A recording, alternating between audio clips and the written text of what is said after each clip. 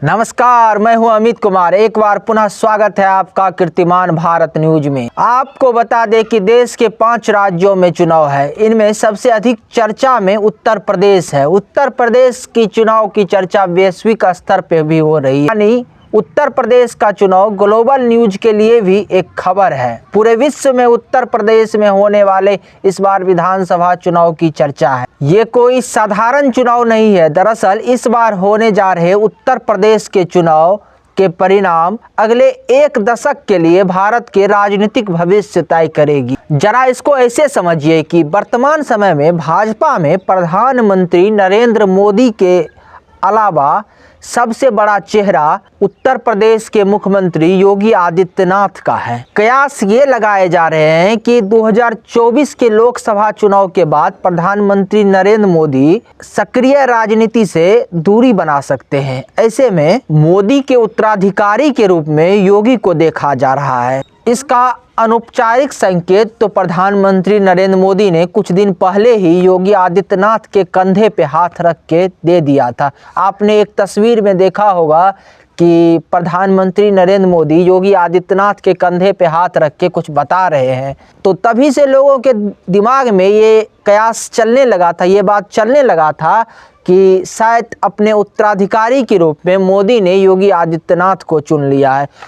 योगी आदित्यनाथ का उम्र भी अभी केवल 50 वर्ष है और लंबी राजनीतिक पारी खेलने के लिए उनके पास पर्याप्त समय है और इतने कम उम्र में ही वो भाजपा के फायर ब्रांड नेता में शामिल हो गए हैं। लेकिन इस बार के उत्तर प्रदेश चुनाव में भाजपा के जो राष्ट्रवाद के साथ विकास का जो एक मॉडल भाजपा ने खींची है पिछले कुछ वर्षों में, उसकी भी इस बार परीक्षा है कि उसको जनता ने कितना प्रतिशत स्वीकार किया और कितना प्रतिशत अस्वीकार किया। पिछले कुछ समय में अगर आप प्रधानमंत्री नरेंद्र मोदी के 8 वर्ष और योगी के 5 वर्ष के कार्यकाल को देखें तो भारतीय संस्कृति की जो एक धार्मिक आत्मा थी उसको आधुनिक विज्ञान के साथ जोड़कर विकास की एक नई रूपरेखा खींची गई देश में। उदाहरण के तौर पे ऐसे कई चीजें आपको दिखाई देगी, चाहे वो प्रधानमंत्री नरेंद्र मोदी के संसदीय क्षेत्र वाराणसी में काशी विश्वनाथ कॉरिडोर या अयोध्या में भव्य राम मंदिर निर्माण से लेकर भव्य दीपो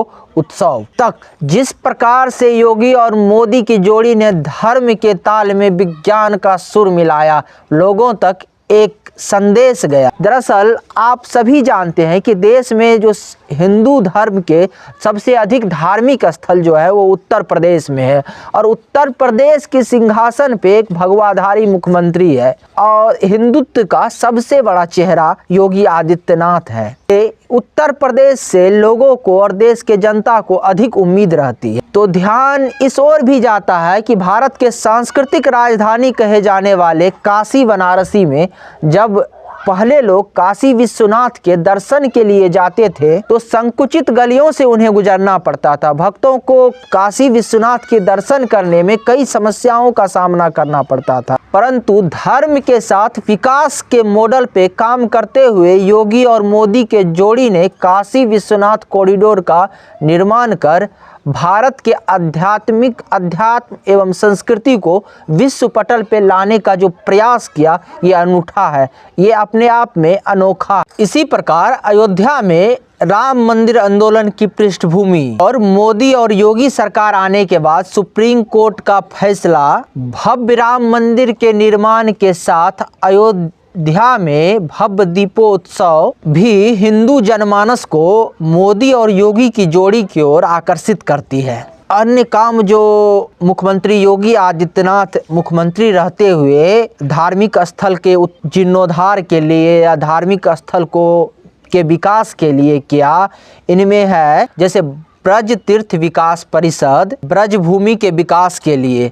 इसके साथ साथ उत्तर प्रदेश के करीब 700 तीर्थ स्थलों को योगी सरकार के ही कार्यकाल में विकसित किया गया। इसी तरह अगर पिछले कुछ वर्षों में देखें तो गाय की रक्षा, गौवंश की रक्षा और गाय को जिस प्रकार से बूचड़खानों में भेजा जा रहा था, इसको लेकर देश में कई आंदोलन भी हुए और गाय एक ऐसा मुद्दा था कि प्रत्येक हिंदू के साथ, प्रत्येक भारतीय के भावना के साथ जुड़ा हुआ विषय था। अगर सिर्फ यूपी की बात करें तो 2017 में यूपी के विधानसभा चुनाव में गौवंश की रक्षा और गायों को जो अवैध बूचड़खाने में भेजा जा रहा था, ये एक बहुत बड़ा मुद्दा था। लेकिन जब योगी आदित्यनाथ उत्तर प्रदेश के मुख्यमंत्री बने तो योगी ने उत्तर प्रदेश के मुख्यमंत्री बनते ही सबसे पहले निर्वासित गौ आश्रय बनवाया, जिसमें उत्तर प्रदेश में लगभग 7 लाख गायों का देखभाल योगी सरकार करवा रही है। आपको बता दें कि योगी सरकार द्वारा बनाए गए गौशाला में, जिसमें उत्तर प्रदेश में अभी 7 लाख गाय है, जिसकी सारी देखभाल, गौवंश को बचाने का जो सारा काम है, ये योगी सरकार करवा रही है। यानी साथ ही साथ ऐसे कई योजना सरकार के द्वारा आया जिससे आम लोगों में भी गाय पालने को लेकर रुचि बढ़े। इसी के तहत योगी सरकार ने एक योजना चलाई। इसमें ऐसे व्यक्ति, जो कोई भी आम आदमी या कोई भी किसान अगर गौशाला से, जो प्रदेश सरकार की गौशाला है, उसमें से एक गाय लेती है तो उसको प्रत्येक महीना उस गाय के भरण पोषण के लिए 900 रुपया महीना दिया जाएगा। और अधिकतम एक किसान या एक व्यक्ति 4 गाय ले सकता है। जरा सोचिए, अगर एक व्यक्ति 4 गाय सरकार की गौशाला से लेके अपने यहाँ आता है तो सरकार उसको 3600 रुपया महीना उसके भरण पोषण के लिए देती है।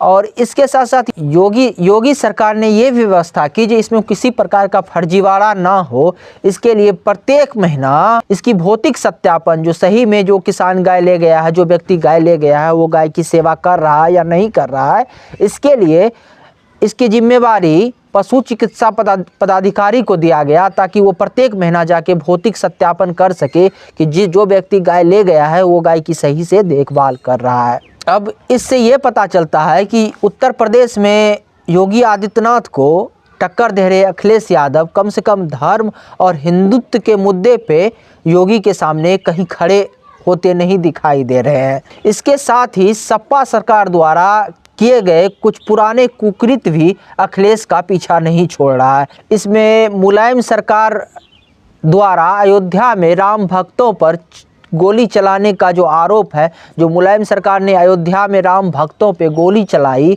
ये भी एक मामला है जिसे बार बार बीजेपी उठाती आई है। या फिर अखिलेश सरकार के दौरान उत्तर प्रदेश में हुए दंगे, जिसको भी बार बार भाजपा लोगों को याद दिलाती है। आपको बता दें कि 2012 से 2017 के बीच जब उत्तर प्रदेश के मुख्यमंत्री अखिलेश यादव थे, तो इस बीच उत्तर प्रदेश में लगभग 400 दंगे हुए। जबकि 2017 से 2022 के बीच उत्तर प्रदेश में योगी आदित्यनाथ की सरकार थी और योगी की सरकार में एक भी ऐसा दंगा का मामला सामने नहीं आया। इससे समझ सकते हैं आप, इससे अनुमान लगा सकते हैं कि वही प्रशासन, वही पुलिस, वही सारा व्यवस्था। लेकिन जब मुख्यमंत्री अखिलेश यादव थे तो प्रदेश में दंगा हो रहे थे, और जब मुख्यमंत्री बदला, मुख्यमंत्री योगी आदित्यनाथ हुए, तो प्रदेश में दंगाई एकदम शांत हो गए। आपको बता दें, वो अखिलेश यादव का ही कार्यकाल था जब कैराना समेत यूपी के 1 दर्जन कस्बे से हिंदुओं का पलायन हुआ था। इन दंगाइयों के डर से 1 दर्जन कस्बे से हिंदुओं ने अपने घर बार छोड़ के कहीं और जाना तय किया। और सबसे बड़ी बात तो ये है कि इस दंगे के जिम्मेवार जिस शख्स को माना गया, नादिर हसन को, उस नादिर हसन को इस बार सपा ने अपना उम्मीदवार बनाया। उसको सपा ने इस बार के चुनाव भी होने वाले विधानसभा चुनाव में टिकट दिया। आपको बता दें कि ये नादिर हसन के खिलाफ हत्या की कोशिश, सामाजिक सौहार्द बिगाड़ने और गैंगस्टर एक्ट जैसे मामलों में 17 केस दर्ज है। इसके अलावा जो सपा ने इस बार उम्मीदवार बनाया आजम खान का, जिसका भी उत्तर प्रदेश में शांति व्यवस्था को बिगाड़ने में बहुत बड़ा भूमिका थी। आपको बता दें कि आजम खान के खिलाफ केवल 104 मुकदमे दर्ज है उत्तर प्रदेश में, और वो अभी जेल में है। और उनके बेटे उमर अब्दुल्ला के खिलाफ 43 मुकदमे दर्ज है। हालांकि देर से ही सही, जब अयोध्या में राम मंदिर शुरू हुआ, सुप्रीम कोर्ट ने अयोध्या में राम मंदिर निर्माण करने का आदेश दे दिया, राम मंदिर के पक्ष में अपना फैसला सुना दिया, तो अखिलेश यादव हिंदू वोटर को साधने के लिए कई बार ये बयान दे चुके हैं कि वो भाजपा से अच्छा राम मंदिर का निर्माण अयोध्या में करेंगे। इसी संदर्भ में उनका सपने में भगवान कृष्ण के आने और खुद को भगवान कृष्ण के वंशज बतलाने वाले बयान को भी देखा जा सकता है। दरअसल इन सारे बयानों के पीछे अपने पाले में यानी हिंदू वोटर को साधने के तौर पे देखा जा रहा है। हालांकि अखिलेश यादव का सारे किए कराए पे पानी तब फिर गया जब अखिलेश यादव ने महात्मा गांधी और देश के आज़ादी के बाद अखंड भारत के शिल्पकार कहे जाने वाले सरदार वल्लभ भाई पटेल की तुलना जिन्ना से कर दी और जो रहा सहा कसर था वो अखिलेश यादव के पाकिस्तान को भारत का शत्रु नहीं बताने वाले बयान के बाद पूरा हो गया। अखिलेश यादव के इन सारे बयान को धर्म विशेष के तुष्टीकरण के रूप में देखा जाने लगा और हिंदू वोटों का जो ध्रुवीकरण था वो एक मुश्त भाजपा और योगी के पक्ष में उत्तर प्रदेश में हुआ है। आपको बता दें कि 2022 में होने वाले उत्तर प्रदेश के विधानसभा चुनाव का परिणाम 2024 में होने वाले लोकसभा चुनाव का परिणाम का भविष्य तो तय करेगा ही, इसके साथ साथ ये देश में होने वाले उपराष्ट्रपति, राष्ट्रपति और कई राज्य जैसे राजस्थान, मध्य प्रदेश, गुजरात और हिमाचल प्रदेश जैसे राज्यों में होने वाले विधानसभा चुनावों पर भी इसका पूरा असर पड़ेगा। इसी चुनाव परिणाम से ये भी तय होगा कि विकास के साथ साथ राष्ट्रवाद का जो मॉडल भाजपा ने गढ़ा है वो प्रदेश की और देश की जनता उसको कितना पसंद करता है। यही कारण है कि देश के गृह मंत्री अमित शाह खुद कैराना पहुंचे और डोर टू डोर जाके लोगों से संपर्क साधा। इससे देश और प्रदेश के बीच एक मैसेज जाएगा, खास करके जब अमित शाह कैराना में जाके डोर टू डोर संपर्क करते हैं तो इससे पूरे देश में मैसेज जाएगा हिंदू को लेके। ये वही कैराना है जहां से हिंदू का पलायन हुआ था और बाद में योगी आदित्यनाथ के सरकार में आने के बाद वहां हिंदू को पुनः बसाया गया, पुनः वहां पे हिंदू को वापस लाया गया जो हिंदू चले गए थे। और खुद देश के गृह मंत्री अमित शाह जब जाके कैराना में से अपना डोर टू डोर कैंपेनिंग करते हैं उत्तर प्रदेश के विधानसभा चुनाव के बारे में, तो ये देश में मैसेज जाएगा और ये कहीं न कहीं भाजपा के और योगी के पक्ष में एक माहौल भी तैयार होगा। अखिलेश यादव के शासनकाल में जिस हिंदू को पलायन करना पड़ा था उसको योगी ने पुनः बसाया, पुनः उसको स्थापित किया। जो व्यापारी अखिलेश यादव के कार्यकाल में प्रदेश को या कैराना को छोड़ के चले गए थे, योगी के कार्यकाल में वो पुनः आ गए। और साथ में साथ लोगों के बीच में ये भी मैसेज जाएगा कि अगर पुनः अखिलेश यादव की सरकार आती है उत्तर प्रदेश में तो इसी प्रकार हिंदू को पलायन करना पड़ेगा, इसी प्रकार दंगे होंगे। और सबसे बड़ी गलती अखिलेश यादव ने खुद कर दी नादिर हसन को टिकट देके, जो कि कैराना में हुए दंगे का और पलायन के लिए मुख्य आरोपी माने जाते हैं, उसका मुख्य गुनहगार माने जाते हैं। हालांकि भाजपा के पक्ष में ये भी बात जाती है कि अब तक जितने भी सर्वे हुए, जितने भी ओपिनियन पोल आए, सब में यही बताया गया कि उत्तर प्रदेश में एक बार फिर कमल खिलेगा, यानी उत्तर प्रदेश में पुनः भाजपा की सरकार बनेगी और योगी आदित्यनाथ मुख्यमंत्री बनेंगे। लेकिन इसके बावजूद भी भाजपा कोई कसर नहीं छोड़ना चाहती, क्योंकि उत्तर प्रदेश के चुनाव परिणाम ही भाजपा के राजनीतिक भविष्य यानी वो देश की सत्ता में कितने दिन रहेंगे और खुद मुख्यमंत्री योगी आदित्यनाथ का भविष्य तय करेगी। आगे की निर्णय तो उत्तर प्रदेश के जनता को लेनी है कि वो किसके पक्ष में अपना मत का प्रयोग करते हैं और अखिलेश यादव के और योगी आदित्यनाथ के सरकार की तुलना करने के बाद वो किनको बेहतर मानते हैं।